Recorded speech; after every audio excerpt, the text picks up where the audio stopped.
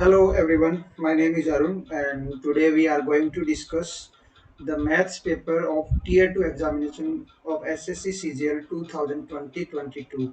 यहाँ हम लोग 3 मार्च का मैथ्स का पेपर डिस्कस करेंगे और इसमें हम क्वेश्चन के साथ साथ उसके कंसेप्ट भी डिस्कस करेंगे। चलिए स्टार्ट करते हैं। A boat covers 35 kilometer downstream in 2 hours. A boat covers 35 kilometer downstream in 2 hours and covers the same distance upstream in 7 hours. ठीक है। Find the speed of the boat in still water. Still water में हमें boat की speed बतानी है।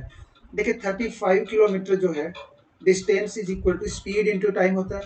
अब down stream में मान लेते हैं स्पीड कितनी हो जाएगी।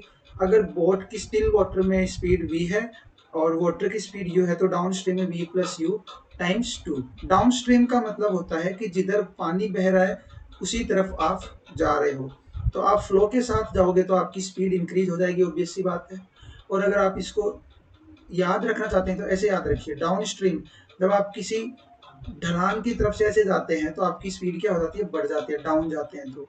और अपस्ट्रीम का मतलब हो गया कि जब आप पानी के फ्लो के ऑपोजिट जा रहे हैं, आप जा रहे हैं इधर और पानी फ्लो कर रहा है इस तरफ, तो ये क्या हो गया, अपस्ट्रीम हो गया। ये डाउनस्ट्रीम, ये अपस्ट्रीम। अपस्ट्रीम का मतलब जब आप किसी पहाड़ पे या फिर ऊंचाई पे चढ़ रहे हैं, इसमें क्या होगा, आपकी स्पीड कम होगी, ऑब्वियस सी बात है, तो याद कर सकते हैं इसे। तो distance equal to speed into time. और ये कह रहा है सेम डिस्टेंस मतलब 35 किलोमीटर, वो अपस्ट्रीम में कितने में जा रहा है, 7 आवर्स में, मतलब v माइनस यू टाइम्स 7। अब देखिए यहाँ से हम 2 से डिवाइड कर दें इसको, तो v प्लस यू कितना आ जाएगा आपके पास, वो आएगा 35/2, राइट। और यहाँ v माइनस यू कितना आ जाएगा, 7 से डिवाइड करोगे दोनों साइड तो ये 5 हो गया। v minus u is equal to 5। उसने हमें पूछा स्टिल वाटर में बोट की स्पीड बतानी है, तो हमें इस u का तो मतलब नहीं है, तो वाटर की स्पीड थी, तो 2 times v is equal to 35/2 plus 5। आप एलसीएम लोगे 2 आएगा, 35 प्लस 10 ये 45, 45/2। ये आपकी 2v की वैल्यू आई, तो v कितना आ गया, 45/4। अब आप क्लियरली देख सकते हैं 11 पॉइंट समथिंग आएगा और ये पहला ऑप्शन ही है। तो इस तरह हम लोग इस तरह के क्वेश्चंस को कर सकते हैं। चलिए नेक्स्ट क्वेश्चन देखते हैं हम इसमें। Next question, what is the compound interest on a sum of 25,000। हमें कंपाउंड इंटरेस्ट बताना है on a sum of 25,000 after 3 years at a rate of 12% per annum interest compounded yearly। देखिए प्रिंसिपल कितना है यहाँ पे 25,000 और टाइम कितना दिया आपको, ये दिया 3 इयर्स, और इंटरेस्ट की रेट कितनी है 12% पर एनम है, राइट। और हमें कंपाउंडेड ईयरली दिया, मतलब साल दर साल ही आपको इंटरेस्ट देना है। तो देखिए अब इस 12% को है ना हम क्या लिख सकते हैं, 12/100, मतलब आप इसको 4 से कट करोगे तो कितना आएगा आपके पास, ये आएगा 3/25, राइट। अब इस तरह के क्वेश्चंस को अगर हमें सिंपली करना है तो वो कैसे कर सकते हैं हम लोग। एक तो ये है कि इन जनरल आप मेथड लगाओ वही p/1 प्लस r/100 वाला। और अगर आप इनको और किसी तरीके से करना चाहते हैं तो वो ये है कि पहले रेट को फ्रैक्शन में कन्वर्ट कर लो, वो आएगी 3/25। अब हम जो प्रिंसिपल है ना उसको इसी रेट के फॉर्म में लिखेंगे। ये 3/25 मतलब प्रिंसिपल कितना है आपका 25, एक साल के लिए अगर होता तो, लेकिन ये 3 साल के लिए है, तो प्रिंसिपल को आप क्या कर सकते हैं, यहाँ पे मान सकते हैं 25 रेज़ टू पावर 3। ये तरीका भी आप अपना सकते हैं। अगर आप ये नहीं अपनाना चाहें और आपको दिख रहा है कि ये भी सिंपल ही है प्रिंसिपल, तो आप इसकी जगह डायरेक्ट प्रिंसिपल को भी ले सकते हैं। वो कितना था 25,000। और अब आपको 3 साल के लिए चाहिए तो आप क्या कर दीजिए, ऐसे 3 साल यहाँ पे बना दीजिए, 3 इयर्स। अब पहले साल आपको क्या करना है, 3/25 निकालना है किसका, 25,000 का। तो ये कैसे करेंगे, 25,000 इंटू 3/25 से डिवाइड करोगे 1000 आएगा, 1000 इंटू 3,000, तो पहले साल 3,000 इंटरेस्ट देना पड़ेगा। इसी तरह अगर सिर्फ 25,000 पे आपको देना होता, मतलब सिंपल इंटरेस्ट ही देना होता, तो अगले साल भी 3,000 और इसी तरह उसके आगे भी 3,000।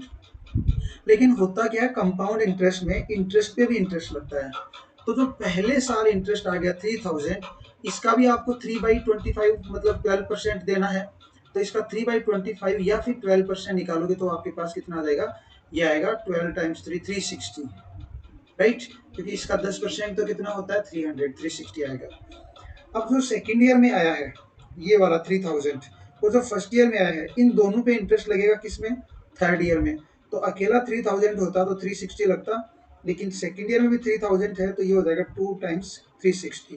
फिर इसका 12% निकाल दीजिए आप, इसका 12% निकालेंगे तो आपके पास क्या आएगा, ये आएगा 360 टाइम्स 12/100, राइट। तो एक जीरो से एक जीरो कैंसिल आउट, 36 टाइम्स 12 अगर आप करोगे तो आएगा 12 टाइम्स 6 होता है 72। अभी आपके पास कितना आएगा 7, 36 प्लस 7 कितना होता है 43 और डिवाइड बाई 10 है, मतलब ये वाली वैल्यू कितनी आई आपके पास, ये आई 43.2। तो टोटल इंटरेस्ट कितना हो गया, देखिए काउंट करें, 3 प्लस 3 प्लस 3 9000, तो आपके पास सीधा ये आ गया 9000 प्लस ये आ गया 360 टाइम 3 ये वाला प्लस दो बार यहाँ पे, तो 3 से मल्टीप्लाई करके 0 18 1 कैरी फॉरवर्ड, 3 टाइम्स 3 9 9 प्लस 1 10, तो यहाँ पे ये आ गया प्लस 43.2 आपके पास ऑलरेडी है। तो ये कितना आ गया 2 3, ये आ गया 12 8 प्लस 4 और यहाँ पे हो गया 1 और ये 0 और यहाँ डेसिमल है 10,123.2। इस तरह से आप इसका कंपाउंड इंटरेस्ट निकाल सकते हैं। चलिए नेक्स्ट क्वेश्चन देखते हैं। The LCM of x square minus 8x plus 15 and x square minus 5x plus 6, इसका एलसीएम बताना है आपको। तो आप एक चीज देखिए, यहाँ पे x square minus 8x plus 15 है, इसके फैक्टर्स क्या कर सकते हो, x square minus 8x plus 15, आप मिडिल टर्म को ब्रेक करोगे, मैं आपको यहाँ मिडिल टर्म को ब्रेक करना भी सिखा देता हूँ। एक्स का कोफिशियंट क्या है यहाँ पे -8, राइट। अब आप -8 को ऐसे दो पार्ट्स में ब्रेक करिए ताकि उन दोनों पार्ट्स का प्रोडक्ट जो है वो 1, जो कि एक्स स्क्वायर का कोफिशियंट है, टाइम्स 15, मतलब 15 आए और उनका सम कितना है -8। अब देखिए प्रोडक्ट 15 आना चाहिए, राइट। जैसे मैं आपको बोलूं कि a plus B is equal to -8 है और a इंटू बी आपके पास 15 आना चाहिए। तो दो नंबर का प्रोडक्ट तभी पॉजिटिव होता है जब या तो दोनों नेगेटिव हो या दोनों पॉजिटिव। अब आप सामने देखिए -8 है तो दोनों पॉजिटिव तो नहीं हो सकते, क्योंकि दोनों पॉजिटिव होते तो सम माइनस में नहीं आता। इसका मतलब दोनों नेगेटिव होंगे, तो मैं इसको -5 और -3 ले सकता हूँ। देखिए इन दोनों का सम -8 है और प्रोडक्ट है 15। तो हम x square minus 5x minus 3x plus 15 लिख सकते हैं इसको ब्रेक करके। इन दोनों में से x कॉमन आ जाएगा तो x माइनस 5 यहाँ पे, और यहाँ से अगर मैं -3 कॉमन ले लूँ इन दोनों में से, तो अंदर फिर से क्या आ जाएगा x माइनस 5। एक्स माइनस 5 एक कॉमन फैक्टर आपको दिख रहा है और यहाँ से x बचेगा और यहाँ से 3, ये दो फैक्टर्स आ गए इसके, राइट। सिमिलरली हम x square minus 5x plus 6 को भी ब्रेक करेंगे, तो x square minus 5x plus 6। अब -5 को ब्रेक करना ताकि +6 आए प्रोडक्ट, तो x square -3x minus 2x plus 6 यही होना चाहिए। ओके, अब फिर से दो में से x कॉमन आ गया तो x -3, यहाँ -2 कॉमन आ गया x -3, x -3 एक फैक्टर हो गया और दूसरा फैक्टर हो गया x -2। आप देख लीजिए, अगर आपसे यहाँ पे HCF पूछता ना हाईएस्ट कॉमन फैक्टर, तो वो हम देखते दोनों में कॉमन क्या है, तो वो x -3 होता। लेकिन उसने हमसे एलसीएम पूछा है, तो एलसीएम में तो सारे फैक्टर्स काउंट होने चाहिए। तो हमारे पास यहाँ x -2 भी है और x -3 है जो दोनों में कॉमन था, और बच गया कौन फिर x -5। तो देखिए कौन सा ऑप्शन है, ऑप्शन नंबर 1। इस तरह हम इसे भी कर सकते हैं। नेक्स्ट क्वेश्चन देखते हैं, क्वेश्चन नंबर 4। इसके अंदर हमें क्या दिया हुआ है, the cost of 3 kg of rice is 180। The cost of 3 kg of rice, तो 3 kg राइस की जो कॉस्ट है वो कितनी है, 180 है। तो क्या आप 1 kg राइस की कॉस्ट बता सकते हैं, यहाँ से वो आ जाएगी 60 रुपी, 60 रुपी, राइट। चलिए next, the cost of 8 kg rice is equal to that of 5 kg pulses. तो 8 kg rice is equal to 5 kg of pulses के इक्वल है। और भी चीजें देख लेते हैं आगे क्या है। Cost of 15 kg of pulses, 15 kg of pulses is equal to 2 kg of tea, 2 kg of tea. Cost of 3 kg of tea, 3 kg of tea is equal to the cost of 6 kg of walnuts. What is the cost of 10 kg of walnuts, हमें 10 kg walnut की cost पूछी है। तो चलिए relate करते हैं। आप यहाँ बताइए 1 kg टी की कॉस्ट कितनी बताओगे आप, तो 1 kg टी की कॉस्ट आप यहाँ से बताओगे 2 kg वॉलनट। तो क्या आप इस टी की जगह 2 kg वॉलनट नहीं लिख सकते हैं, बिल्कुल। तो 15p is equal to 2 times 2 तो यहाँ पे था ही, और 2 टाइम्स 2 वॉलनट आ गया, ये 15p की वैल्यू आ गई। और अब आपको एक चीज और पता है, 8r is equal to 5p है, तो 8r की वैल्यू 5p आती है। अब मैं यहाँ से 5p की वैल्यू निकालूंगा तो हम दोनों साइड 3 से डिवाइड करेंगे, तो 5p is equal to 4W/3, इस 5P की जगह हम ये लिख सकते हैं। ठीक है, तो मेरे पास क्या आ गया, 8R इज इक्वल टू 4 वॉलनट/3, राइट। और 1 kg राइस की वैल्यू मुझे पता ही है, आर की वैल्यू, 1 kg राइस की वैल्यू जो है वो 60 है, तो हम यहाँ लिख देंगे 8 इंटू 60 इज इक्वल टू 4 वॉलनट/3, राइट। और मुझे 10 kg वॉलनट की चाहिए, तो दोनों तरफ मैं 10 से फिर मल्टीप्लाई कर देता हूँ। तो ये 10W की चाहिए थी मुझे, इससे कट करो 4 से तो 2, 3 इधर जाके मल्टीप्लाई हो जाएगा। तो देखिए कितना होगा, 3 टाइम्स 60, 180, 180 टाइम्स 20, तो यहाँ पे 3600 आ जाएगा 10 kg वॉलनट की कॉस्ट। Option number 4। इस तरह आप इसे कर सकते हैं, रिलेट करिए एक एक चीज को। और फाइनली जो पूछा है ना, वो हमें वॉलनट की कॉस्ट पूछी थी, तो वॉलनट को हम कैसे भी करके यहाँ लाना चाहते हैं, इसलिए मैंने क्या किया, रिप्लेसमेंट किया यहाँ अलग अलग तरीके से। तो इस तरह हम इसे कर सकते हैं। नेक्स्ट क्वेश्चन है अपना क्वेश्चन नंबर 5। तो 5 में क्या दिया हमें, what is the ratio of simple interest earned on certain amount at rate of 21% per annum for 8 years to that earned on the same sum at the same rate for 21 years। देखिए rate क्या हो रही है अपने पास, rate दे रखी है अपने को 21%, राइट। और एक जगह अपने पास टाइम है 8 ईयर्स और दूसरी बार अपने पास टाइम है 21 ईयर्स। और इन्होंने कहा है कि रेशियो बताना है सिंपल इंटरेस्ट का, that earn on the same sum at the same rate, rate same है ना, राइट। दोनों जगह रेट भी सेम है और अमाउंट प्रिंसिपल भी सेम है। तो आपको ध्यान होना चाहिए कि जो सिंपल इंटरेस्ट है वो टाइम के रेशियो में चला जाएगा। क्यों ऐसा, क्यों, क्योंकि हमें पता है सिंपल इंटरेस्ट जो है वो होता है P1 R1 T1 upon 100, right. तो मैं 100 को तो कट कर रहा हूँ, यहाँ P2 R2 T2। अब उसने खुद ही कहा है कि P1 R1 P2 R2 same है, तो सिंपल इंटरेस्ट जो है वो टाइम के रेशियो में डिवाइड हो जाएगा। तो ये तो इजीली हम बता सकते हैं कि first option is the right answer. Next one, select the incorrect formula from the following. तो फर्स्ट वन है cosec square minus cot square equal to 1। बिल्कुल सही बात है, cosec square minus cot square equal to 1 होता है, identity है। और जनरल लोग इसको ऐसे भी याद रखते हैं, cosec square theta is equal to 1 plus cot square theta. अच्छा चलिए, मैं इस फर्स्ट वाली आइडेंटिटी से ना आपको एक रिजल्ट बताना चाह रहा हूँ, और इस रिजल्ट को मैं चाहता हूँ कि बहुत अच्छे से याद रखें आप। देखिए cosec square minus cot square 1 है, तो A square minus B square वाली आइडेंटिटी आपको दिख रही है यहाँ। तो क्या हम इसको लिख सकते हैं, cosec theta minus cot theta times cosec theta plus cot theta is equal to 1। तो अगर मैं बोलूं आपसे कि कोई आपको कोसेक माइनस कोट की वैल्यू दे दे, तो क्या आप कोसेक प्लस कोट की वैल्यू निकाल सकते हैं? मतलब इनमें से किसी एक की वैल्यू दे दे तो दूसरे की बता सकते हैं क्या? डेफिनेटली बता सकते हैं। और इस पे क्वेश्चन पूछे जाएंगे आगे, 110% पूछे जाएंगे इन पे क्वेश्चन। तो देखिए cosec theta minus cot theta, ये रेसिप्रोकल हो गया किसका, cosec theta plus cot theta का। या बोल दें कि cosec theta plus cot theta reciprocal हो गया किसका, cosec theta minus cot theta. अब क्वेश्चन कैसे पूछा जाएगा, तो आपको वो दे सकता है कि cosec theta minus cot theta is equal to something दे दिया, मान लो आपको उसने दे दिया 5, और वो आपसे फिर ऐसे बोल देगा कि बताओ टेन थीटा की वैल्यू क्या है। अब डायरेक्ट कैसे बताओगे आप, नहीं पता चल रहा आपको, तो चलिए बताते हैं। अब कोसेक माइनस कोट है आपके पास 5, तो आप क्या यहाँ से cosec theta plus cot theta बता सकते हैं? डेफिनेटली वो कितना होगा, रेसिप्रोकल ऑफ 5, 1/5। अब आप एक चीज देखिए, कोसेक माइनस कोट है, कोसेक प्लस कोट है, अगर मैं इन दोनों इक्वेशन को सब्ट्रैक्ट कर दूं, मतलब यहाँ लिख दूं cosec theta minus cot theta is equal to 5। आप सब्ट्रैक्ट करिए इन दोनों इक्वेशन को, कोसेक से कोसेक कट जाएगा, यहाँ पे आएगा 2 टाइम्स ऑफ कोट, वो किसके इक्वल आएगा, वो आएगा 1/5 माइनस 5 के। तो मेरे पास यहाँ आ गया 2 cot theta is equal to LCM 5, और मेरे पास यहाँ 24 बनेगा, नेगेटिव 2 से डिवाइड कर दो तो -12। ये कोट थीटा की वैल्यू आई है, तो टेन थीटा क्या हो जाएगा, इसका रेसिप्रोकल ले लो, तो याद आएगा -5/12। This is the value of tan theta. इस तरह से आप इस आइडेंटिटी का यूज कर सकते हो। और इसी आइडेंटिटी का नहीं, आप sec square minus tan square equal to 1, इस आइडेंटिटी का भी सेम यूज है जो हमने फर्स्ट वाली का किया है।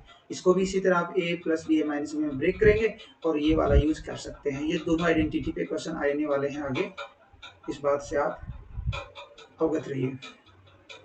यहाँ पे मुझे नहीं दिख रहा क्या लिखा हुआ है, लेकिन थर्ड वाला लिखा हुआ है sec square plus cos square equal to 1। नहीं, यहाँ पे sine square plus cos square लिखा होता तो 1 होता, या फिर ये लिखा होता sec square times cos square तो भी 1 होता, क्योंकि ये सेक और कोस जो है एक दूसरे के रेसिप्रोकल होते हैं, तो ये भी कट के आपको 1 दे देते।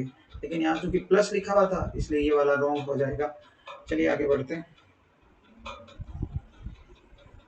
Question number 7। क्वेश्चन नंबर 7 में क्या दिया हुआ है?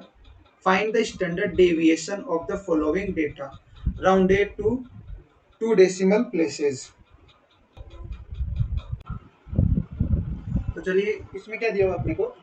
4 डेटा दिए हुए हैं, 5, 3, 4 एंड 7, राइट। और हमें बताना है स्टैंडर्ड डेविएशन। तो स्टैंडर्ड डेविएशन होता है डेविएशन स्टैंडर्ड डेविएशन होता है स्क्वायर रूट ऑफ वेरिएंस। और वेरिएंस क्या होता है देखते हैं। वेरिएंस होता है आपका summation of i is equal to 1 to n x i minus x bar square divide by n। n मतलब नंबर ऑफ डेटा। अब देखिए एक्स आई क्या है, तो एक्स आई के लिए मैं आपको बताऊं, अगर आई की जगह हम 1 पुट करें तो x1 यानी कोई फर्स्ट नंबर पे जो डेटा है उसके लिए हम x1, इस तरह x2 second data, x3 third data, xn nth data जो लास्ट डेटा है उनके लिए यूज करते हैं। तो पहले हमें वेरिएंस निकालना होगा। वेरिएंस क्या है? वेरिएंस निकालने के लिए ये सब वैल्यू चाहिए और उसमें मुझे एक्स बार यानी कि इसको हम बोल सकते हैं अपना मीन चाहिए अपने को पहले, राइट। तो मीन निकालेंगे पहले। तो मीन क्या होगा? X bar is equal to इन सबका sum 5 plus 3 plus 4 plus 7 divide by 4। तो ये कितना हो गया? 8 प्लस 4 12 और ये 19 बाई 4, राइट। तो एक्स बार की वैल्यू कितनी आ जाएगी? ये आएगी 4.75। ये मेरे पास मीन आ गया। अब मैं वेरिएंस निकालता हूँ। तो वेरिएंस तो अलग अलग डेटा के हिसाब से आएगा यहाँ पे। वेरिएंस इज इक्वल टू, अब देखिए आई की वैल्यू 1 रखे यानी फर्स्ट नंबर डेटा। तो फर्स्ट नंबर डेटा क्या है? 5 माइनस एक्स बार वो कितना है?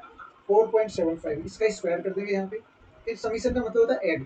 और आई इक्वल टू 2 रखेंगे तो 2 के लिए सेकंड डेटा 3 माइनस 4.75 इसका भी square, plus third data I x3 के लिए तो वो है अपने पास 4 माइनस 4.75 इसका भी क्या कर देंगे? स्क्वायर, और plus last data 4 minus last data है 7 माइनस 4.75 स्क्वायर। और इन सब के सम के नीचे डिवाइड किसे करना है? n। n मतलब टोटल नंबर ऑफ डेटा। तो कितने डेटा है अपने पास? 4 डेटा है, राइट। तो इन 4 डेटा के हिसाब से हम यहाँ डिवाइड कर देंगे। तो वेरिएंस कितना आएगा? तो वेरिएंस यहाँ से देखिए, यहाँ से जो भी वेरिएंस आएगा मैं यहाँ कैलकुलेशन करने नहीं जा सकता, फिर भी मैं देखूंगा। यहाँ पे देखो 0.25 का स्क्वायर है। सिमिलरली आगे यहाँ पे कितना है? नेगेटिव 1.75 का स्क्वायर है। और उसके आगे अपने पास 0.75 नेगेटिव में इसका भी स्क्वायर है, प्लस ये है 7 माइनस 4.75 मतलब 2.25 इसका स्क्वायर है। तो डिवाइड बाई क्या करना है अपने को? इसको 4 से। तो आप इसको अलग अलग ब्रेक करके कर सकते हैं, या फिर ये डायरेक्ट भी अगर आप सॉल्व करके लिखना चाहें लिख सकते हैं। जब ये वेरिएंस आपके पास आ जाए इस वैल्यू को उठाएंगे और यहाँ पे स्क्वायर रूट में रखेंगे और अप्रॉक्स आंसर आप निकाल लेना। क्योंकि देखो ये 1, 3, 4 एंड 2 है, तो 1 पॉइंट समथिंग आता दिखे तो फर्स्ट ऑप्शन होगा, 2 पॉइंट समथिंग आता दिखे तो फोर्थ, इस तरह चेक कर लेना। यहाँ मैं आपको 2-3 चीजें जो बताना चाहता हूँ वो ये है, इस फॉर्मूले पे क्वेश्चन आने की पूरी संभावना है आगे, और मुझे लगता है कि जरूर अगले जो एग्जाम्स होंगे उसमें आएगा ही। देखिए मीडियन जो निकालनी होती है, अब मोड जो निकालना होता है अपने को, मोड इज इक्वल टू होता है 3 मीडियन माइनस 2 मीन। इस फॉर्मूले को याद रखना, 3 मीडियन माइनस 2 मीन। ये वाला अपने काम आएगा आगे काफी ज्यादा। अब ये कहाँ काम आएगा? जैसे मान लीजिए आपको median they they, mean they दे और मोड पूछ ले, तो हम ये वाला यूज कर लेंगे फॉर्मूला।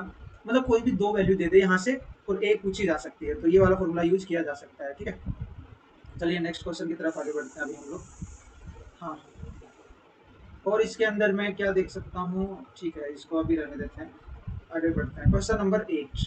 क्वेश्चन नंबर 8 में क्या दिया देखिए, Suresh Dinesh Ramesh became partner in a business by investing money in the ratio 3:6:8. Okay, if their investment is increased by 5%, 15% and 20% respectively, then what will be the ratio of their profits for 1 year? 1 year मतलब सबके सबने क्या किया है? 1 साल के लिए काम किया यहाँ पे। और हैं कौन कौन लोग? तो सुरेश है, दिनेश है और रमेश है, राइट।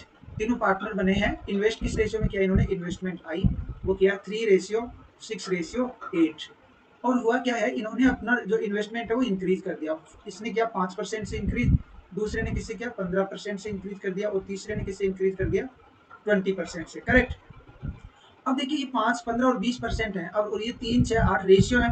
तो रेशियो तो मैं कुछ भी बना सकता हूँ। 3 का 300 बना दिया, 6 का 600 बना दिया, 8 का 800। लेकिन जब आप रेशियो चेंज कर रहे हैं तो जिस नंबर से फर्स्ट को मल्टीप्लाई कर रहे हैं उसी से बाकी को भी करना पड़ेगा, क्योंकि मेंटेन रखना है अपने को जो सिंपलेस्ट रेशियो है वो। अब 300 का 5% कितना होगा, तो आप देखेंगे यहाँ से 300 का 5% 15 होगा। तो 300 तो पहले से था और 15 और ऐड हो गया, तो 315 इसने इन्वेस्ट किया। नेक्स्ट वन 600 का 15% आएगा, अगर आप निकालोगे तो 90 आएगा। तो 90 और ऐड कर दो इसमें, तो 690 इसने इन्वेस्ट कर दिया आगे। 20% ऑफ 800 ये होगा 160, और 160 ऐड कर दो 800 में, तो 960 आ गया। अब मतलब इन्होंने इस रेशियो में इन्वेस्ट किया है। फाइनल पूछ रहा है, सिंपलेस्ट रेशियो पूछ रहा है, ये सिंपलेस्ट रेशियो है, मतलब जो भी आपके पास कॉमन फैक्टर्स हैं you have to eliminate them. Now I can easily see that the first one, second one, third one, all are divided by 15। तो मैं 15 से इसको डिवाइड करता हूँ, 15 टाइम 2 होता है 30, फिर 15 बताया नहीं 1 21। इस तरह इसको डिवाइड करो, 15 टाइम 4 होता है 60, फिर 9 जीरो है तो यहाँ 6 आ गया, राइट। और वैसे तो आप क्लियरली देख सकते हैं 21 46 थर्ड ऑप्शन में है, और यहाँ भी डिवाइड करोगे तो ये आएगा 6 4 64। ये वाला ऑप्शन के हिसाब से आपके पास ऑप्शन नंबर 3 करेक्ट आंसर हो जाएगा। चलिए नेक्स्ट क्वेश्चन देखते हैं। Question number 9, the ratio of marks obtained bye Rajesh, Rakesh and Ramesh. Rajesh, Rakesh और रमेश है, इन तीनों के मार्क्स जो है ना, जिस रेशियो में इन्होंने ऑब्टेन किया वो 2:4:9। What are the marks obtained by Rakesh and Ramesh if Rajesh scored 30 marks in the exam. ये तो काफी इजी है, तो मैं इसको बिना लिखे अभी यहाँ पे बता देता हूँ। रमेश के कितने मार्क्स आने चाहिए थे, 9 आने चाहिए थे। और एक second, Rakesh and Ramesh, if Rajesh scored 30 marks, sorry, तो राजेश के कितने मार्क्स आने चाहिए थे, यहाँ पे देखिए पहले तो राजेश फर्स्ट वाला, राइट।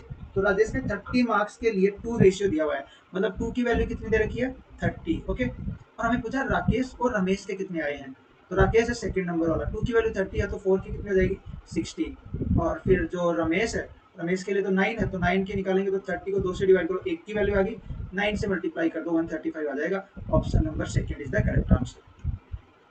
क्वेश्चन नंबर 10 नंबर में क्या कह रहा है, the average of 20 numbers, 20 number जो है उनका एवरेज कितना है, 32 है, okay. If 2 numbers are 29 and 31, 2 number ये हैं, then what is the average of the remaining numbers, correct up to 2 decimal, okay. अब दिया क्या हुआ हमें, 20 नंबर का एवरेज है 32, तो टोटल कितना होगा 20 इंटू 32, राइट। और इन्होंने क्या कहा कि 2 नंबर है इनको एक्सक्लूड कर दो, तो 29 और 31 को एक्सक्लूड करना है, तो इन दोनों का सम कितना होता है 60, मतलब 60 टोटल एक्सक्लूड करना है। 20 में से 2 नंबर एक्सक्लूड कर दिया, आपके पास बचे कितने, 18 नंबर बचे, ओके।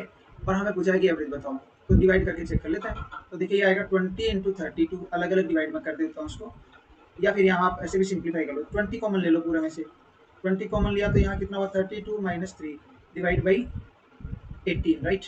अब इसको सिंप्लीफाई करेंगे तो ये तो ऊपर तो कितना है 20 इंटू 29, राइट, और नीचे है 18, 2 से कट हो रहा है, ये 10 हो गया और ये हो गया 9। सो 290 डिवाइड बाई 9 करोगे तो ये आ जाएगा 32.22 अप्रॉक्स वैल्यू। इस तरह आप इसको कर सकते हो। चलिए नेक्स्ट क्वेश्चन देखते हैं अभी हम लोग। हाँ जी, और अभी ये है अपने पास, अच्छा इसको और किस तरह कर सकते थे क्वेश्चन नंबर 10 को, अगर हमें डायरेक्ट करना होता तो देखिए डायरेक्ट करना होता ना तो हम ऐसे कर सकते थे। ओवरऑल एवरेज कितना है 32, चलो 32 मान लेते हैं। अब जो 2 नंबर जा रहे हैं, अगर वो एवरेज के हिसाब से जाते तो मैं कहूँ 32 2 बार अगर सब्ट्रैक्ट कर देते तो भी एवरेज अपना मेंटेन रहता 32, राइट। लेकिन आपने सब्ट्रैक्ट कितना किया है, अगर आपने सब्ट्रैक्ट किया होता 32 2 बार तो 64 सब्ट्रैक्ट होता, लेकिन सब्ट्रैक्ट किया आपने 29 और 30 मतलब 60, मतलब स्टिल आपके पास 4 एक्स्ट्रा बचा हुआ है। अब ये 4 कितने लोगों के पास जाएगा, 18 लोगों के पास इक्वली डिस्ट्रीब्यूट होगा, क्यों, क्योंकि 18 के पास 32 ऑलरेडी था और ये वो डिस्ट्रीब्यूट होगा। तो इसके हिसाब से आप फिर ऐसे भी निकाल सकते हो, 32 प्लस डिवाइड करो, 18 टाइम्स 2 होता है 32, राइट, डेसिमल लग जाएगा पहले 32, फिर 8 जीरो यहाँ पे आपके पास आया, तो सॉरी 36 होता है, तो फिर 4 फिर बच गया, फिर 2 टाइम्स आएगा। इस तरह आप देख सकते हैं ये भी 32.22 ही आने वाला है, तो ये भी आप लगा सकते हैं यहाँ पे। और जनरली बच्चे यही मेथड्स लगाते हैं, इन्हीं को शॉर्ट ट्रिक्स बोल दिया जाता है, जबकि एक्चुअल में है ये बेसिक ही। बेसिक कैसे था कि जब एवरेज 32 है इसका मतलब हर किसी के पास 32 होना ही है, तो जो 18 लोग हैं उनके पास 32 तो होना ही है। अब जो 2 लोग थे उनको उनको हमने 32 दे रखा था सब दोनों को, लेकिन एक्चुअल में उन नंबर की वैल्यू जो है 29 31 है, तो वो अपनी वैल्यू लेके चले गए जो उनकी थी, और जो अपना एक्स्ट्रा बचा हुआ है 32 के हिसाब से वो हमारे पास वापस बच गया, उसे हमने डिस्ट्रीब्यूट कर दिया, जो बचे हुए लोग हैं 18 उनके अंदर, तो हमारा एवरेज चेंज हो गया। This is the reason. The angle of elevation of the top of the building at a distance of 70 meter from its foot on a horizontal plane is found to be 60 degree. Find the height of the building. देखिए एक building है आपके पास, और इस building से 70 metre away कोई point है, यहाँ से इस पॉइंट से बिल्डिंग का एंगल ऑफ एलिवेशन है वो दिया है मुझे 60 डिग्री, राइट। तो इस बिल्डिंग की हाइट पूछी है। This is very easy question, you can easily observe that for this 60 degree we have given adjacent side, right, that is 70 meter, and the opposite side to this angle is being asked to us, right. So what we can do, we can say that tan 60 is equal to opposite upon adjacent, or you can say perpendicular upon base, right. So tan 60 is basically square root 3 h upon 70, you did cross multiply और हमें मिल गया h equal to 70 root 3 meter. Next question, question number 12. ABCD is a cyclic quadrilateral and BC is the diameter of the related circle on which A and D also lie. Okay. Angle BCA is equal to 19 degree and angle CAD is equal to 30 degree. What is the measure of angle ACD? So first of all, हम एक circle draw कर लेते हैं. ये circle मान लिया और इस सर्कल में इन्होंने कहा है कि ABCD एक साइक्लिक क्वाड्रिलेटरल है और इस साइक्लिक क्वाड्रिलेटरल की जो साइड है BC वो इस सर्कल का डायमीटर भी है. तो इस तरह मैं ABCD ड्रॉ कर देता हूँ, ABC, और इधर आप ड्रॉ कर दीजिए D. ठीक है. अब इनमें देखिए क्या दिया हुआ है. मुझे दिया हुआ है BCA ये वाला एंगल, ये वाला एंगल कितना दिया हुआ है 19 degree. Okay. And angle CAD ये एंगल दिया हुआ है 32 degree. Okay. What is the measure of angle ACD? They are asking us the measure of angle ACD. This angle is being asked. Okay. तो मैं एक चीज आपसे जानना चाहता हूँ, अगर ये BC डायमीटर है तो एंगल BAC कितना होगा? क्या ये एंगल ऑफ सेमी सर्कल है? अगर ये एंगल ऑफ सेमी सर्कल है तो इसकी वैल्यू कितनी होनी चाहिए? 90 डिग्री. अब आप बताइए ये 90 ये 32, आपको साइक्लिक क्वाड्रिलेटरल की प्रॉपर्टी पता होगी कि इसके ऑपोजिट एंगल्स का जो सम होता है वो हमेशा 180 डिग्री होता है.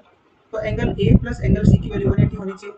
अब एंगल A की वैल्यू तो मेरे पास आ गई 90 प्लस 32, वो कितना हो गया यहाँ पे 122, plus angle C is equal to 180 होना चाहिए. तो एंगल C कितना आ जाएगा यहाँ से आपके पास, ये आ जाएगा 58 डिग्री. 58 आएगा, राइट. ओके. 58 डिग्री आ जाएगा. अब out of 58 degree we have given 19 degree. This is 19 degree. So what is the remaining angle? You have to subtract 19 from 58. And what will you get? You will get 39 degree. This is your answer. Let's do the next question. Question number 13. और ये जो question है question number 13, ये कोई नया type नहीं है. इस टाइप के क्वेश्चन जो है एसएससी फ्रीक्वेंटली पूछता है पिछले कई सालों से, और लोगों ने इसको एक तरीके से याद ही कर लिया इस तरह के क्वेश्चन को. इनका वे क्या है पहले देखिए. मैं आपको एक चीज बता देता हूँ इस क्वेश्चन से रिलेटेड. अगर आपके पास इस तरह दिया हुआ A plus square root A plus square root A plus square root A और ये चलता जा रहा है इनफाइनाइट तक, तो आप क्या करोगे, इस A के दो फैक्टर करोगे. एक फैक्टर सपोज n है और दूसरा n+1 है. अब आप ऑब्जर्व करिए इनमें कि अगर यहाँ पे बीच में प्लस है, सबके बीच में वो इनफाइनाइट तक जा रहा है, ये n और n+ दो कंजुगेटिव इंटीजर्स हैं, पॉजिटिव इंटीजर्स है, जिनका प्रोडक्ट ये A आना चाहिए. तो अगर बीच में प्लस है तो जो बड़ा वाला नंबर है n+1 वो इसका आंसर हो जाएगा. और अगर मैं कहूँ कि आपके पास यहाँ माइनस था इनके बीच में, जैसे इस क्वेश्चन में माइनस माइनस, तो जब माइनस होगा तो A के जो दो फैक्टर आएंगे n और n+1, इनमें से जो छोटा वाला है वो आंसर हो जाएगा. ये किसके लिए? माइनस के लिए, जब बीच में माइनस हो. और ये किसके लिए? जब बीच में प्लस हो. तो इस क्वेश्चन में छोटा है, मतलब सॉरी नेगेटिव है, तो इस 20 के दो फैक्टर करिए जो कि दो लगातार नंबर का प्रोडक्ट हो. तो क्या हम 20 को 4 इंटू 5 लिख सकते हैं, राइट. तो इन दोनों में छोटा देखिए कौन है, 4. तो इस क्वेश्चन का आंसर हो जाएगा 4. ये तो हो गया तुरंत करने का तरीका. अब इसके पीछे लॉजिक क्या, what is the logic, what is the method behind that, तो हम देखते हैं. तो हम कह देते हैं let x is equal to the given expression what is here 20 minus square root 20 again, then 20, then minus and so on and up to infinity. अब अगर मैं दोनों साइड स्क्वायर कर दूं एक बार, तो x square is equal to left hand side में तो x स्क्वायर हो गया, राइट हैंड साइड में एक बार स्क्वायर रूट हट जाएगा तो आएगा 20 माइनस. अब देखिए 20 माइनस ये वाला कंप्लीट, राइट. इसको हम एक बार लिख ही देते हैं. तो 20 minus again 20, then 20 and so on infinity. अब आप एक चीज जानते हो कि अगर आप किसी समंदर से एक घड़ा पानी निकालोगे तो उस समंदर के ऊपर कोई असर नहीं होगा, राइट.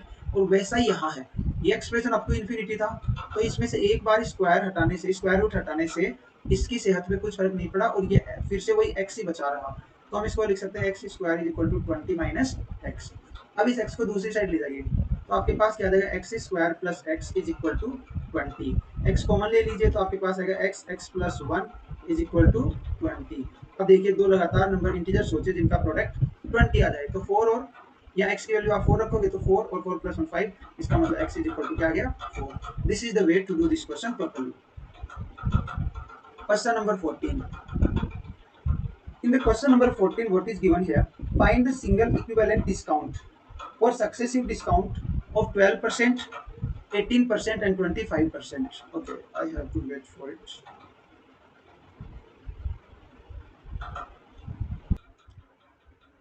हाँ, तो इस क्वेश्चन में क्या हमें 3 डिस्काउंट दिए हैं जो कि सक्सेसिव डिस्काउंट्स हैं और हमें इनके इक्विवेलेंट डिस्काउंट बताना है. तो देखिए जनरली लोग क्या है, इसका एक फॉर्मूला भी होता है. 3 डिस्काउंट अगर दिए हो आपको सक्सेसिव, तो आप कैसे उसके इक्विवेलेंट या फिर नेट डिस्काउंट निकालें. तो मुझे जो याद है, मैंने जो याद किया है, वो 2 डिस्काउंट तक का या फिर 2 प्रॉफिट या फिर 2 सक्सेसिव चेंजेस तक का याद किया है. तो उससे भी हम कर सकते हैं क्योंकि ज़्यादा चीज़ें याद हो नहीं सकती इसके हिसाब से. तो जैसे अपने पास मान लीजिए 2 सक्सेसिव चेंजेस है. पहला है x%, दूसरा है y%. तो x% change plus y% change plus x% times y% divide by 100, ये है टोटल इफेक्टिव चेंज. अब अगर देखिए, अगर x भी पॉजिटिव है, मान लीजिए कि अगर इंक्रीज हो रहा है ना कहीं पे कुछ भी, तो हम इन दोनों को पॉजिटिव ही लेंगे. जैसे x इंक्रीमेंट की रेट है, मान लीजिए y भी इंक्रीज हो रहा है, तो ये सब पॉजिटिव आएंगे. और अगर ये डिक्रीज हो रहे हैं, अगर डिक्रीज हो रहे, इंक्रीज हो रहे हैं तो पॉजिटिव, डिक्रीज हो रहे हैं तो नेगेटिव. जो भी डिक्रीज होता रहेगा, मान लीजिए एक इंक्रीज हो रहा है तो वो पॉजिटिव रहेगा, दूसरा डिक्रीज के लिए है या डिस्काउंट है या फिर लॉस है, ऐसी चीजें, तो वो नेगेटिव लेंगे अपन यहाँ पे परसेंटेज में. तो यहाँ पे क्या है, डिस्काउंट है, नेगेटिव है. तो पहले दो का इक्विवेलेंट निकालते हैं पहले. तो -12%, फिर -18%, राइट. फिर प्लस, फिर यहाँ -12 इंटू -18 करोगे, और परसेंटेज तो है ही अपने पास, डिवाइड बाई 100. ये 100% रहता है नीचे, तो ये परसेंट से परसेंट कट जाता है इसके अंदर, तो ओवरऑल परसेंट बचता है यहाँ. तो -30%. और ये कितना होगा अगर आप इसको मल्टीप्लाई करेंगे, तो 18 टाइम 2 36, 3 कैरी फॉरवर्ड 216, और 100 से डिवाइड करो तो ये 2.16, और माइनस माइनस प्लस हो गया तो प्लस 2.16. ये आ गया 27.84%. ये नेगेटिव में, मतलब इतना डिस्काउंट है इफेक्टिव इन दो का. लेकिन 2 बार तो नहीं, ये तो 3 बार है, तो थर्ड वाले के साथ निकालेंगे. -27.84 -25, और फिर प्लस, और फिर से देखिए मल्टीप्लाई होंगे तो ये पॉजिटिव हो जाएंगे. तो 25 टाइम्स 27.84 डिवाइड बाई 100, राइट. 25 से कट करोगे 4, 4 से कट करोगे इसको तो आएगा 6, फिर 3, 8, 3.8, लाइक ये हो गया 9, और फिर 24 यानी 6, 6.96 आया अपने पास.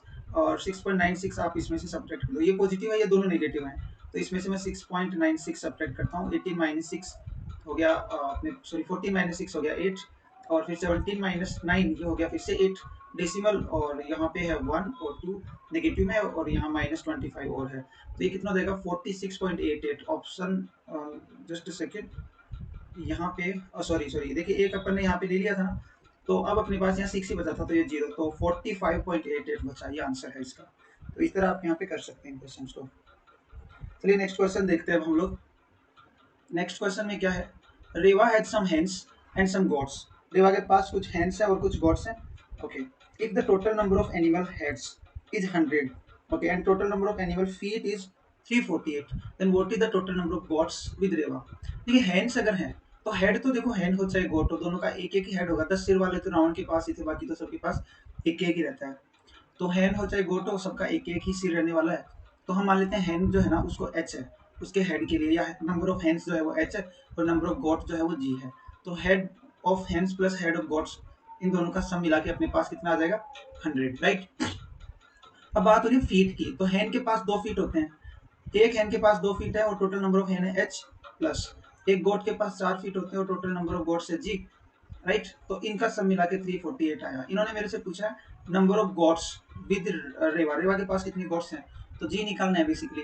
तो हम एच को क्या कर दे, एलिमिनेट. अब देखिए यहाँ एच का कोफिशिएंट 2 है, यहाँ 1 है, तो ऊपर वाली इक्वेशन को हम 2 से मल्टीप्लाई अगर कर दें, 2 से मल्टीप्लाई अगर कर दे तो ये 200 हो गया. सब्ट्रैक्ट करिए इनको, अगर सब्ट्रैक्ट करेंगे 2h और 2h cancel out, 4g minus 2g अपने पास आ जाएगा. 2g is equal to 148, right. अब 2 से डिवाइड कर देंगे तो अपने पास g की वैल्यू आ जाएगी 74. This means Reva has 74 goats. Okay, let's move on. Question number 16.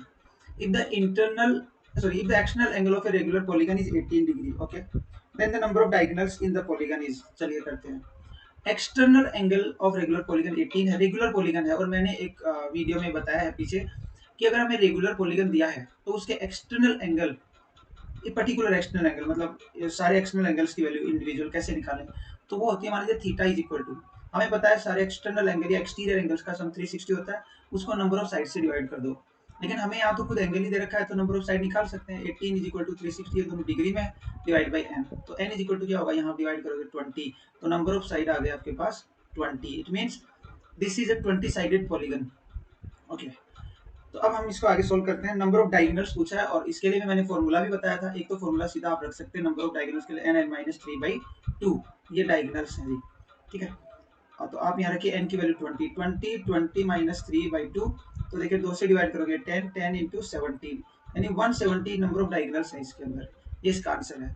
अगर किसी को ये फॉर्मूला नहीं याद है, उसको लॉजिक याद है कि एक्चुअल में डायगोनल बनते कैसे हैं, तो देखिए आपके पास एक पॉलीगन है, राइट, और कोई भी साइड हो सकती है, कितनी भी हो सकती है। अब डायगोनल कब बनता है, जैसे ये वाला वर्टेक्स है, इस वर्टेक्स से मैं अगर इसके एडजेसेंट साइड को छोड़ के कहीं भी मिला दूं तो ये डायगोनल है। इस तरह ये भी डायगोनल और भी हो सकते हैं बहुत सारे। तो इसका मतलब क्या हुआ कि मैं यहाँ से, मेरे पास n वर्टेक्स है, एक डायगोनल बनाने के लिए मुझे 2 वर्टेक्स चाहिए, nc2, right. nc2 ways are to select 2 vertices out of the given n vertices। लेकिन अब एक चीज मुझे ये भी पता है कि इनमें से, अब देखिए ये वाला वर्टेक्स है, इसके जो एडजेसेंट साइड्स हैं, ये वाले, ये एडजेसेंट वर्टिसेस हैं, इन दोनों से डायगोनल नहीं बनेगा।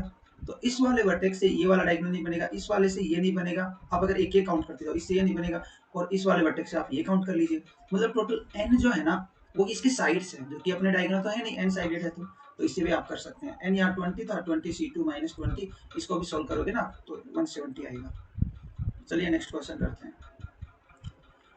हाँ जी, the number is divisible by which of the following numbers. तो इसे तो हम अलग अलग तरीके से चेक कर सकते हैं। बेसिकली देखिए, अगर 3 से डिवाइड होगा तो sum of the digit should be divided divisible by 3।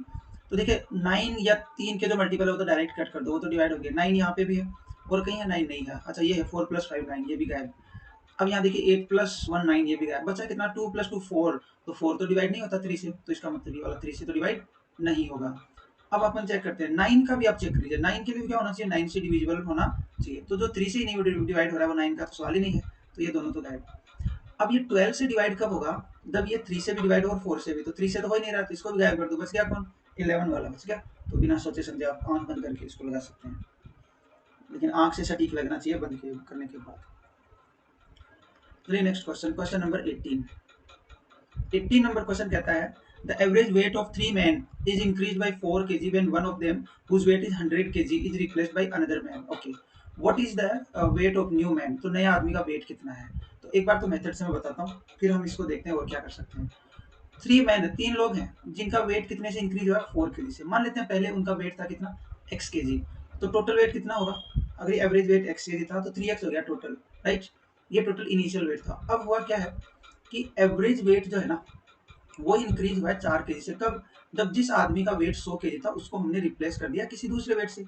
तो मान लेते हैं, अब रिप्लेस करते हैं, पहले तो जिसका वेट 100 kg था वो माइनस कर दो, और प्लस कर देते हैं कोई नया वेट जो आया उसको W कर देते हैं, ठीक है, उसी आदमी का।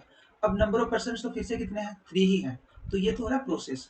और अब वेट क्या हो गया, एवरेज वेट पहले x था, अब बढ़ के 4 kg और हो गया, x + 4 हो गया है, राइट। तो यहाँ से भी आप W निकाल सकते हैं, इजीली निकल जाएगा। देखिए 3x - 100 + W is equal to 3 times x + 4। अब 3 को डिस्ट्रीब्यूट करोगे तो यहाँ पे 3x + 12 आएगा, और इधर भी 3x है, तो ये तो कैंसिल आउट। W की वैल्यू चाहिए ना आपको, तो आप क्या करिए, देखिए W इज इक्वल टू 12 तो है, और 100 और ऐड हो जाएगा इधर जाके, तो W is equal to 112। This is the answer. ये तो आपका एक मेथड हो गया, और ये मेथड भी कोई लॉन्ग नहीं है, इसको भी आप आसानी से विद इन 1 मिनट कर सकते हैं। फिर भी अगर आपको ये देखना है कि मैं जो है मतलब बिना मेथड के ही करना चाहता हूँ, डायरेक्ट करना चाहता हूँ, तो क्या करें। अब वेट क्या हुआ है, देखिए 4 kg बढ़ा है ना। 4 kg बढ़ने का मतलब क्या है, ध्यान से देखिए। जिस आदमी का वेट 100 kg था, अब जो भी आदमी आएगा उसका वेट 100 से तो ज्यादा आएगा, ऑब्वियस सी बात है, 100 + x आएगा, यही होगा ना, तभी तो इंक्रीज होगा। अगर जो आदमी आ रहा है उसका वेट 100 से भी डाउन होता तो इंक्रीज तो हो ही नहीं सकता था, क्योंकि आप निकाल ज्यादा रहे हैं और दे इसको कम रहे हैं, तो इंक्रीज कैसे हो सकता है। तो इंक्रीज हुआ है तो मतलब 100 से ज्यादा वेट है। अब एवरेज अगर 4 से बढ़ा है, इसका मतलब सबके पास 4 kg एक्स्ट्रा गया है, राइट, यही बात है। तो 4 kg 3 लोगों के पास एक्स्ट्रा गया है, तो टोटल आया कितना उसके साथ एक्स्ट्रा, ये 12 एक्स्ट्रा आया है। 100 तो था और 12 एक्स्ट्रा kg वेट उसका और है, इसीलिए डिस्ट्रीब्यूट होके 4 आ गया, तो 112 आंसर है। इस तरह भी आप इसको कर सकते हैं। क्वेश्चन नंबर 19 में क्या बोला जा रहा है, the median of the following data will be. Let's see, देखिए डेटा गिवन है, तो पहला काम है ना मीडियन के लिए, वो ये होता है जो भी डेटा है उसको असेंडिंग या डिसेंडिंग ऑर्डर में अरेंज करना होता है। किसी भी ऑर्डर में आप कर सकते हैं। तो मैं देखता हूँ, देखिए असेंडिंग में करता हूँ इसको, तो सबसे छोटा कौन है, मैं इनका नंबर दे देता हूँ, ये 1, ये 2 और ये 3 और 4, then 5, this is 6 and this is 7। अब हमने इनको नंबर दे दिया, अरेंज यहीं पे कर लिया हमने। ये आपने आप पेपर में कर रहे हो तो कॉपी पे लिख सकते हो इनको देख के डायरेक्ट से। हाँ जी, तो अब डेटा कितने हैं, 7 है। तो 7 जो है वो क्या है, ओड नंबर है। और जब भी ओड नंबर ऑफ डेटा हो तो मीडियन कैसे निकालते हैं, तो मीडियन होता है n+1 डिवाइड बाई 2 वहाँ डेटा, n+1/2 वहाँ डेटा। तो n कितना, 7, 7 + 1/2, तो यहाँ 8/2 fourth data. Basically fourth data कौन सा है, तो फोर्थ डेटा देखिए 30 है, it mean this is the median. और मैं आपको एक चीज बता दूं, अगर n की वैल्यू इवन होती तो मीडियन कैसे निकालते हैं, तो मीडियन जो होगी ना, जब ये अगर इवन है तो वो होगी एक तो n/2 number, n/2 number plus n/2 plus 1 number, और इन दोनों के सम को 2 से डिवाइड कर दो, वो आ जाएगी आपकी median. This is the way to find out median. Let's do the next question. Question number 20। 20 number question says a hemispherical bowl of internal radius 18 centimeter is full of liquid। hemispherical bowl है आपके पास, ये रही, और इसकी internal radius या interior radius बोल सकते हैं आप इसको, वो कितनी है, 18 सेंटीमीटर है। फुल ऑफ लिक्विड है। This liquid is to be filled in cylindrical bottles each of radius 3 centimetre. अब इस लिक्विड को हम क्या कर रहे हैं, सिलेंड्रिकल बोटल्स के अंदर डाल रहे हैं यहाँ से, और जिनकी रेडियस कितनी हर एक की 3 सेंटीमीटर, हाइट कितनी है 6 centimetre. How many bottles are required to empty the bowl. तो हमें कितनी बोटल्स की जरूरत पड़ेगी, तो आप इसके अंदर ना एक बेसिक सी चीज ध्यान रखिए, एक्चुअल में हम एम्प्टी कर क्या रहे हैं, इसके अंदर जो भी लिक्विड था उसी को तो डाल रहे हैं, और लिक्विड क्या, ये कंप्लीट फिल था, फुल था। मतलब इस हेमिस्फेरिकल बाउल का जो वॉल्यूम है उतना लिक्विड इसमें था, और उसी वॉल्यूम को हम ट्रांसफर कर रहे हैं, राइट। और ये बहुत सारी बोटल्स में जा रहा है, हमें नहीं पता कितनी बोटल्स हैं। तो मैं एक चीज जानना चाह रहा हूँ, जितना वॉल्यूम यहाँ क्या उतना ही ट्रांसफर हुआ है। तो हेमिस्फेरिकल बाउल का वॉल्यूम क्या होता है, 2/3πr³। तो आर कितनी यहाँ पे 18 सेंटीमीटर, इसका क्यूब इज इक्वल टू, अब हमें पता नहीं है सिलेंड्रिकल बोतल कितनी है, तो n लिख देते हैं, n टाइम्स, अब सिलेंडर का वॉल्यूम क्या होता है πr², रेडियस कितनी है इसकी 3 सेंटीमीटर, इंटू हाइट, हाइट कितनी है यहाँ पे इसकी 6 सेंटीमीटर, राइट। अब देखिए पाई से पाई कैंसिल आउट हो जाएगा, आप इसको सिंप्लीफाई करेंगे तो 2 इंटू 18 टाइम्स 18 टाइम्स 18 और डिवाइड बाई एक 3, तो देखो ये यहाँ वाला है, और ये 3 स्क्वायर एक बार यहाँ जो था यहाँ पे वो आ गया, और 6 आ गया, ये 6 टाइम 3 18 कैंसिल आउट, और 3 टाइम 3 9 होता है, इसको कट करोगे 2, 18 टाइम 4 हो गया 72, ऑप्शन नंबर 1। ध्यान रखिए, जब भी आपको इस तरह क्वेश्चन देना तो वॉल्यूम हमेशा क्या रहता है, कंजर्व रहता है, अनलेस हम कुछ उसके अंदर चेंज ना करें, राइट। मतलब अगर वॉल्यूम ट्रांसफर कर रहे हो तो कुछ मतलब वॉल्यूम जैसे लिक्विड है मान लीजिए, तो वो कहीं इधर उधर गिर ना गया हो, या आपने कुछ एक्स्ट्रा ऐड ना किया हो, तो शेप चेंज कर दीजिए, कोई फर्क नहीं पड़ेगा, वॉल्यूम उतना ही रहेगा, वॉल्यूम कंजर्व रहेगा। Find the value of the expression, जो एक्सप्रेशन गिवन है हमें इसकी वैल्यू बतानी है, तो चलिए बताते हैं इसकी वैल्यू। यहाँ पे क्या गिवन है आपको, 76 माइनस, देखिए 90 डिवाइड बाई 5 है, 90 को 5 से डिवाइड करो, आपके पास कितना आएगा 18 आएगा, राइट। हाँ 18 आ गया, देन मल्टीप्लाई, इसको सिंप्लीफाई करिए, देखिए 36/3 हो गया 12, 12 माइनस 24 कितना होगा 12 ही होगा, और इसको डिवाइड करना है किससे, हमें 3 से डिवाइड करना है, ये वाला इसको 3 से डिवाइड करना है, तो 12/3 कितना होता है 4, तो 76 माइनस 72 कितना आ जाएगा यहाँ पे 4, आंसर आ जाएगा option number 3, this is the answer. Question number 22। Products pass successively through the hands of 3 traders and each of them sells his goods at a profit of 30% of his cost price, ठीक है। If the last trader sold the product for ₹300, then how much did the first trader pay for them? देखिए इसको है ना, एक general तरीके से भी आप कर सकते हैं, मान लीजिए P था फर्स्ट के लिए कॉस्ट प्राइस, उसने 30% प्रॉफिट पे बेचा, मतलब उसने कितने में बेचा 130/100 में बेचा, राइट, ये हो गया। अब दूसरा भी क्या करेगा, इसको 30% प्रॉफिट पे बेचेगा तो 130/100, तीसरा भी क्या करेगा 30% प्रॉफिट पे, तो ये हो गया, और इज इक्वल टू इसका आंसर कितना आ रहा है 300। तो आप इसको ऐसे भी सॉल्व कर सकते हैं, देखिए एक 2 जीरो थे, ये कैंसिल आउट, यहाँ से एक जीरो और है, इसको भी कैंसिल आउट कर दीजिए। अब 13 टाइम 13 टाइम 13 p इंटू 13⁻³ और नीचे क्या है 10⁻³ आ रहा है, राइट, यानी 1000 इज इक्वल टू 300।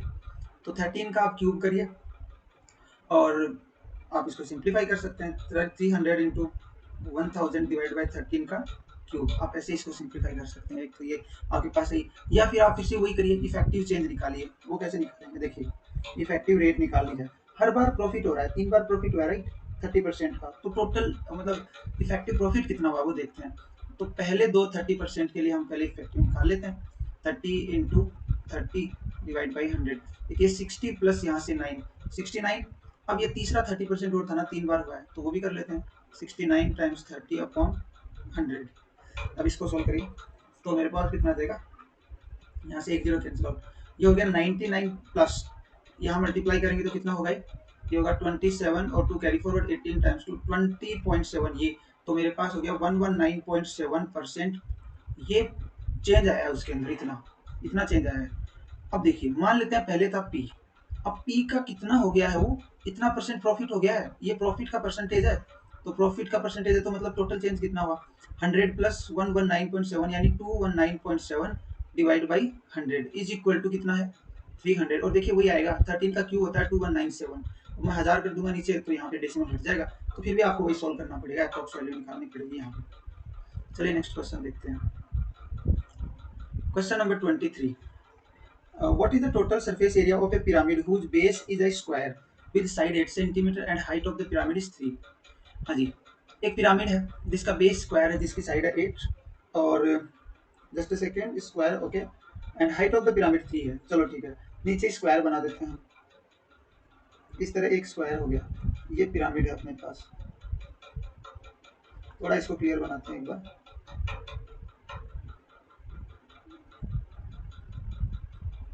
ये स्क्वायर है राइट, और मैं इसको मिला देता हूँ चारों वर्टेक्स को इसके टॉप से। ये एक पिरामिड बन गया, स्क्वायर पिरामिड, इसको क्या बोलेंगे, स्क्वायर पिरामिड। जो भी बेस होता है किसी भी पिरामिड का उसी के नाम से उसको जाना जाता है। अगर ये ट्राइंगल पिरामिड होता तो हम उसको ट्राइंगल पिरामिड बोल रहे होते, राइट। तो ये स्क्वायर पिरामिड है अपने पास, इसका बेस दे रखा है अपने को 8 सेंटीमीटर, और हाइट देने का मतलब है कि इसकी परपेंडिकुलर हाइट दे रखी है 3 सेंटीमीटर। और मेरे से पूछा क्या इसने, total surface area of the pyramid, right, okay. देखिए ये टोटल 8 है, तो मैं ये पूछना चाह रहा हूँ यहाँ से यहाँ तक कितना है 4, यहाँ से यहाँ तक कितना है 4, चलो ठीक है। तो मैं ये आपसे स्लैंट हाइट पूछ रहा हूँ, स्लैंट एज नहीं पूछ रहा हूँ, ध्यान रखना। स्लैंट एज तो कौन सा है मैं आपको दिखा देता हूँ, ये वाला स्लैंट एज है, ये 4 स्लैंट एज है। मैं ये नहीं पूछ रहा हूँ आपसे, मैं पूछ रहा हूँ स्लैंट हाइट। स्लैंट हाइट क्या होती है, जो आपको ये स्लैंट फेस दिख रहा है ये वाला, इसकी जो हाइट है यहाँ टॉप से बेस की, ये वाली, ये है स्लैंट हाइट। तो आप इसको ऑब्जर्व करिए, 3 है ये, 4 है ये, और ये आपको एक क्या दिख रहा है हाइपोटेन्यूस, तो ये कितना आ जाएगा 5। तो स्लैंट हाइट कितनी आ जाएगी 5, करेक्ट। और टोटल सरफेस एरिया पूछा है तो बेस एरिया, बेस कितना है स्क्वायर, तो स्क्वायर का एरिया 8 स्क्वायर प्लस स्क्वायर का एरिया 8 स्क्वायर प्लस, अब देखो ये कितने फेस हैं 4, 4 टाइम्स इनका एरिया कैसे निकालेंगे, इनका बेस क्या है, ये ट्राइंगल ही तो है एक्चुअली, ये सब क्या है ट्राइंगल है, देखिए तो इनका बेस क्या है 8, तो 1/2 टाइम्स बेस टाइम हाइट, अभी अपन ने निकाली कितनी आ गई 5, तो 2 से कट करिए ये हो गया 2, 64 64 plus 40 time 2 that is 80, right. 80 plus 64 कितना हो जाएगा 144, this is your answer, option number 3। Let's do the next question. Question number 24, the breadth b of a room is twice its height and half of its length. Find the length of the longest diagonal of the room. longest diagonal of the room की अपने को length बतानी है। देखिए breadth be है ना किस room की, वो ट्वाइस है इसकी हाइट की और हाफ है इसकी लेंथ की, तो लेंथ कितनी हो जाएगी 2b, हाइट कितनी हो जाएगी b बाई 2, करेक्ट। और ब्रेथ इसमें दे दी है, ब्रेथ को b बोल दो आप। और जो लॉन्गेस्ट डायगोनल होता है ना, उसकी लेंथ का फॉर्मूला होता है diagonal is equal to square root of l square plus b square plus h square. मैं इसके डेरिवेशन पे अभी नहीं जा रहा हूँ, कभी इसको समझाऊंगा मैं तो डेराइव करके दिखा देंगे आपको। तो डायगोनल जो है वो ये इस तरह निकालते हैं, एल कितना है आपके पास 2b, तो 2b स्क्वायर, ब्रेथ कितना है b है तो b स्क्वायर, हाइट कितना है b बाई 2, तो इसका स्क्वायर। चलिए आगे सॉल्व करते हैं, तो ये कितना आ जाएगा 4b square plus b square by 4। आप एलसीएम लेके इसको सोल्व करिए, तो मैं यहाँ सोल्व कर देता हूँ। एलसीएम कितना आएगा इनका 4, तो यहाँ पे बन जाएगा 4 times 4 16, b square plus 4b square 20 plus 1 21b square. आप इसको और सिंप्लीफाई करोगे तो स्क्वायर रूट 21 आएगा अंदर और b बाहर आ जाएगा और 2b नीचे से ये वाला निकल जाएगा, तो ऑप्शन नंबर 3। चलिए next question number 25, what is the simplified form of this expression. और इस तरह के क्वेश्चन आगे भी काफी मिलेंगे आपको। और देखिए बहुत इजी क्वेश्चन है, कैसे, ये सारे क्या है मल्टीप्लाइड है, राइट, सारे फैक्टर्स क्या है मल्टीप्लाइड है। अगर ये मल्टीप्लाई है तो आपको ये ध्यान रखना चाहिए कि मल्टीप्लीकेशन जो है कम्यूटेटिव लॉ फॉलो करता है, मतलब इनको आगे पीछे हम लिख सकते हैं। तो आप बस इतना लिखिए और बाकी को छोड़िए। 1 प्लस एक्स और 1 माइनस एक्स लिख सकते हैं साथ, और यहाँ पे चलो पूरा लिख देते हैं 1 plus x square 1 plus x raise to power 4 1 plus x raise to power 8। ये दोनों मिलके क्या बनाएंगे, a plus B, A minus b है तो a minus b whole square है, a minus B square, a square sorry a square minus B square बनेगा। और यहाँ पे क्या बन गया, ये प्लस वाला दे रखा है और बाकी चीजें हैं। ये दोनों मिलके क्या बनाएंगे, देखिए ए माइनस बी, ए प्लस बी तो A square minus B square, right. Similarly आपके पास यहाँ पे रखा हुआ है 4 में और यहाँ पे 8 में भी रखा है। फिर से देखिए ए माइनस बी, ए प्लस बी तो यहाँ 1 minus x raise to power 8 आएगा और इधर प्लस में है 1 plus x raise to power 8। फिर से a minus B, A plus B तो option number 3, this is the answer. Question number 26. If the areas of two similar triangles are in the ratio this one, then what would be the ratio of their corresponding sides? ध्यान रखना, मैं एक चीज यहाँ पे लिख देता हूँ। अगर दो सिमिलर ट्राइंगल्स हैं, फॉर टू सिमिलर ट्राइंगल्स, और इस पे तो क्वेश्चन आते रहते हैं और आएंगे भी आगे। तो देखिए क्या है, फॉर टू सिमिलर ट्राइंगल्स के लिए अगर दो ट्राइंगल सिमिलर हैं तो उनकी साइड्स का रेशियो S1 अपॉन S2, उनके एल्टीट्यूड्स का ratio altitude 1 upon altitude 2 is equal to उनकी मीडियंस का रेशियो, मीडियंस का रेशियो MED 2, उनकी इंटीरियर रेडियस का रेशियो R1 अपॉन R2, उनकी एक्सटीरियर रेडियस का रेशियो R1 अपॉन R2। इस तरह ये उनके पेरीमीटर्स का रेशियो, पेरीमीटर 1 अपॉन पेरीमीटर 2, ठीक है। ये सब किसके इक्वल होते हैं, square root of their areas का रेशियो, एरिया 1 अपॉन एरिया 2 ये होता है। तो ये इसके लिए हम निकालते हैं, राइट। हाँ जी, अच्छा एक बार ये रेडियस वाला इसको साइड कर दीजिए, मुझे इसको एक बार कंफर्म करना है, मेरे इसका ध्यान में नहीं रहा। मोस्ट प्रोबेबली यही होता है, फिर भी इसको साइड कर दीजिए, बाकी ये सब होते हैं। इन सब का तो बिल्कुल श्योर हूँ मैं, और ये कभी मैं एक बार डिस्कस कर दूंगा, इसका अलग से वीडियो बना दूंगा कभी। इसका मुझे ध्यान आ नहीं रहा अभी, क्योंकि हो सकता है यहाँ पे एरिया इन्वॉल्व आई R1। नहीं नहीं बिल्कुल सही है, ये भी सही है, ये भी सही है, ये भी स्टिल रोक देते हैं इसे एक बार। तो देखिए यहाँ पे हमें पूछा क्या, करस्पॉन्डिंग साइड्स का रेशियो, तो इनका स्क्वायर रूट ले लीजिए। 196 का स्क्वायर रूट 14 और 625 का 25 हो गया। Next question, question number 27। इसमें क्या बोला है, A speaks the truth 5 out of 7 times, B speaks the truth 8 out of 9 times. What is the probability that they contradict each other in stating the same fact? देखिए दो लोग contradict कब करते हैं, जब दोनों सेम बात नहीं बोल रहे होते हैं। सेम बात बोलने का मतलब ये नहीं है कि दोनों सच बोल रहे हैं, हो सकता है दोनों झूठ बोल रहे हो एक साथ, राइट। तो मैं ऐसे बता सकता हूँ, देखिए दोनों कॉन्ट्राडिक्ट कब नहीं करेंगे, जब दोनों ट्रूथ बोले या दोनों लाई झूठ बोले। अगर एक ट्रूथ और एक लाई बोल रहा है तो कोई इश्यू नहीं है, कॉन्ट्राडिक्ट हो जाएगा, या एक लाई एक ट्रूथ इस तरह भी। तो बेसिकली ये वाला केस नहीं होना चाहिए। तो हमें क्या पूछ रहा है, वो कॉन्ट्राडिक्ट कर रहे हैं, इसी बात की प्रोबेबिलिटी पूछी है ना हमसे।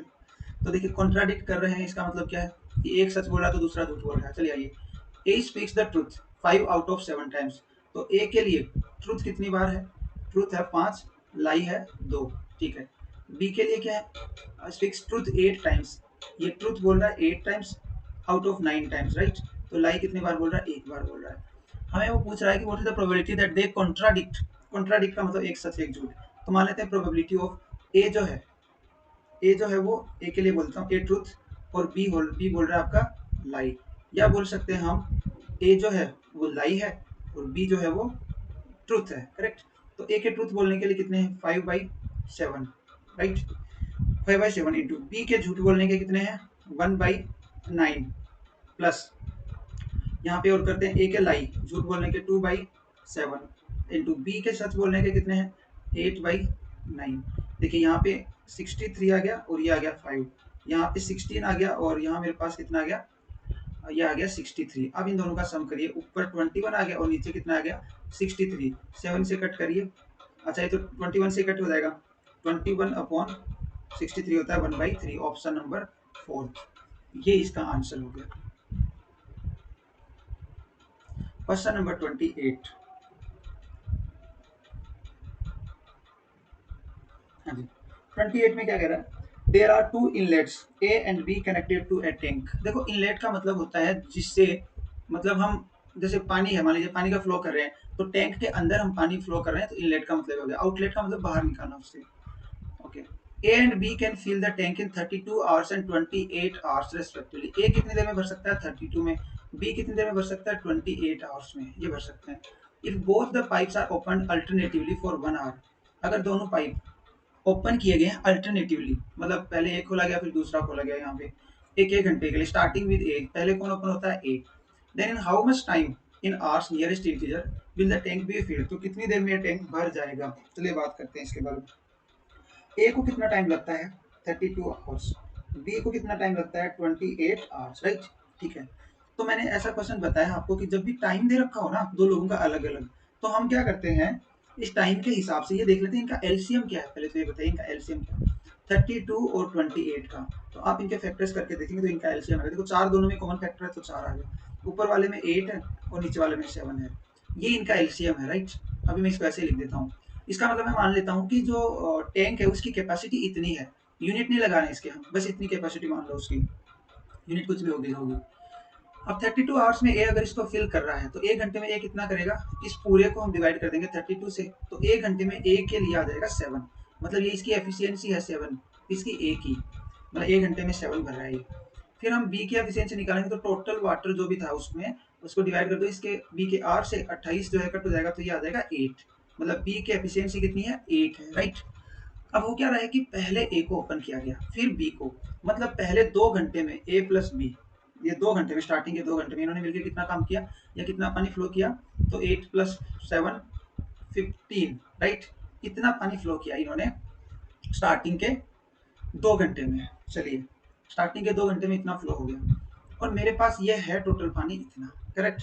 तो अब मैं देखता हूँ इसको मैं अगर डिवाइड करूँ, इस जो भी टोटल पानी था 15 से डिवाइड करूँ, ये 2 घंटे का है ध्यान रखना, 2 आवर्स का है, 2 घंटे में इतना हो रहा है, तो मैं इसको डिवाइड करता हूँ, तो एक बार मल्टीप्लाई कर लेते हैं इसको 32 टाइम्स 7, 32 टाइम्स 7 करोगे तो यहाँ पे आएगा ये 14, 1 कैरी फॉरवर्ड, फिर 2 2 24, इसको आप 15 से डिवाइड करिए, डेसिमल में नहीं ले जाना है, जितना कंप्लीट डिवाइड हो रहा है वो करो एक बार, तो 15 टाइम 1 15 हो गया, फिर बच गया 7 4 74, 74 का मतलब कितना हो गया, 15 टाइम 4 होता है 60, 15 टाइम 4 हो गया 60, बच गया कितना 14, तो 14 अपॉन 15 ये बच गया, राइट। चलो अब इसका क्या मतलब, देखो 14 का मतलब है, देखो ये कितने में था 2 घंटे में था ना, तो 14 को आप 2 से मल्टीप्लाई करोगे यानी 28 आवर्स तो ये हो गए, ठीक है 28 आवर्स तो ये हो गए।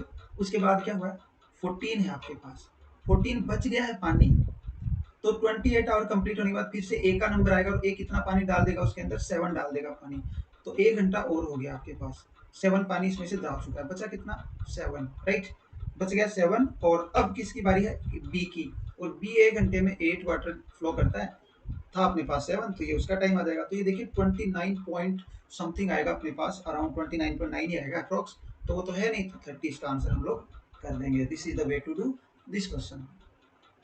Let's do 29 number question. 29 में क्या बोला जा रहा है हमें, two candidates contested an election, one of them got 64% of the votes, एक को मिले हैं 64% of the votes and won by 343 votes, what is the total number of votes poll, तो कितने वोट आपने वहां पे पोल किए हैं उसकी वैल्यू पूछ रहा है। चलो एक कंटेस्टेंट है ए और दूसरा है बी, एक को 64% वोट मिले तो दूसरे को कितने मिलेंगे 36% मिलेंगे, ओबियस है। 64 वाला और 36 वाले में डिफरेंस कितना है आप ये बताइए, मतलब ए को कितने एक्स्ट्रा मिले हैं, या आप ऐसे बोल सकते हो कि ए जो है ना उसको बी से कितने ज्यादा मिला है, तो 36% तो एक मिल गया इसको, और 64 में से 36 अगर आप सब्ट्रैक्ट करोगे तो कितना आएगा आपके पास 28 आएगा शायद, हाँ जी 28% ये एक्स्ट्रा मिल गए, ये 28% वोट इसको एक्स्ट्रा मिले हैं बी से, क्योंकि 36% दोनों को इक्वल कर दो, और इन 26% की वैल्यू दे रखी है 434, क्यों, क्योंकि इतने वोट से वो जीता है, तो 28% की वैल्यू कितनी है 434। Now they are asking total number of votes polled, तो 100% वोट पोल हुए हैं तो उनकी वैल्यू बताओ, 434 अपॉन 28 टाइम्स 100, राइट। आप इसको डिवाइड करोगे तो आपके पास 15.5 आएगा, 15.5 आएगा, 15.5 को आप 100 से मल्टीप्लाई करोगे तो 1550 विल बी द आंसर। चलिए लास्ट क्वेश्चन देखते हैं, question number 30। Okay, from the top of an upright pole, एक अपराइट पोल है 17.75 metre high, the angle of elevation of the top of an upright tower was 60 degree, इसका मतलब जो tower है वो पोल से बड़ा है, ठीक है, इसीलिए तो आपको एंगल ऑफ एलिवेशन दिया है टावर का। If the tower was 57.75 metre tall, how far away from the foot of the pole was the foot of the tower. देखिए ऐसा है, ये पोल है और इससे कुछ दूरी पे एक टावर दिया हुआ है, ये लीजिए, इस पोल के, इसको मैं पी बोल रहा हूँ, पोल और इसको टावर टी, इस पोल के टॉप से आपने इस टावर के टॉप का एंगल ऑफ एलिवेशन देखा यहाँ से, ये एंगल ऑफ एलिवेशन कितना दिया आपको, 60 डिग्री, राइट। और जो पोल है उसकी हाइट दे रखी है 17.75 मीटर और टावर की दे रखी है 57.75 मीटर। हमें पूछा क्या उसने, हमें उसने पूछा ये डिस्टेंस कि बताओ कितनी दूर है। बेसिकली बेस की डिस्टेंस पूछा है, लेकिन ये टॉप वाली भी कितनी होगी, सेम ही होगी, राइट। तो चलिए अब देखते हैं इन दोनों में क्या है। देखिए ये 17.75 है और ये 57.75 है, तो बच गई कितनी यहाँ पे 40 मीटर ये बच गई। और 40 के लिए आप देखिए ये 60 डिग्री एंगल है, मतलब ऑपोजिट दे रखा है आपको और एडजेसेंट पूछा है, तो फिर से टेन थीटा लगा दोगे तो tan 60 is equal to opposite upon adjacent, square root 3 is equal to 40 upon x, तो x is equal to 40 by square root 3। आप रेशनलाइजेशन कर दीजिए ऊपर नीचे, तो x is equal to 40 square root 3 by 3, option number 4। This is the answer of this question, and this is the end of this video. Hereby we have discussed the math section of SSC CGL 2020-22 third March paper. I hope this was helpful for you और यह आपको आगे आने वाली exams में help करेगा इस तरह के concept. This is the end of the video, bye bye, take care.